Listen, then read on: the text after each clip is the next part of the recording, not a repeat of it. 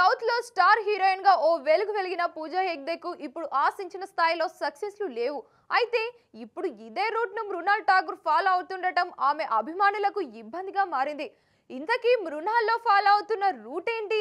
ఈ Marathi beauty fans ఎందుకు హైరాణ పడుతున్నారు అని క్రేజీ వివరాలు ఒకసారి లుక్కేస్తే, పూజా హెగ్డే 2 ముందు వరకు వరుస భారీ చిత్రాలతో స్టార్ హీరోల సరసన నటిస్తూ ఫుల్ బిజీగా ఉంటుంది. అయితే వరుస పరాజయాలు ఆమెను పలకరించడంతో అవకాశాలు రాలేదు.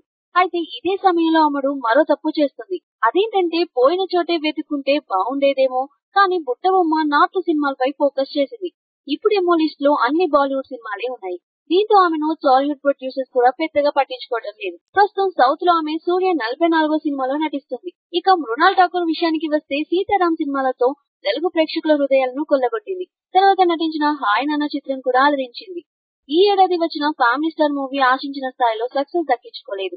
ప్రస్తుతం మృణాల్ మరో తెలుగు సినిమాలో నటించడం లేదు. టాలీవుడ్ లో అవకాశాలు రావటం లేదా మృణాల్ ఒప్పుకోవడం లేదా అనేది తెలియడం లేదు. కానీ ఈ మరాఠీ ముద్దుగుమ్మ ఇప్పుడు హిందీ సినిమాలే చేస్తుంది. అంటే పూజా హెగ్డే, మృణాల్ తెలుగు సినిమాల కంటే హిందీ సినిమాలు ఎక్కువ చేస్తున్నారనేది స్పష్టంగా తెలుస్తుంది.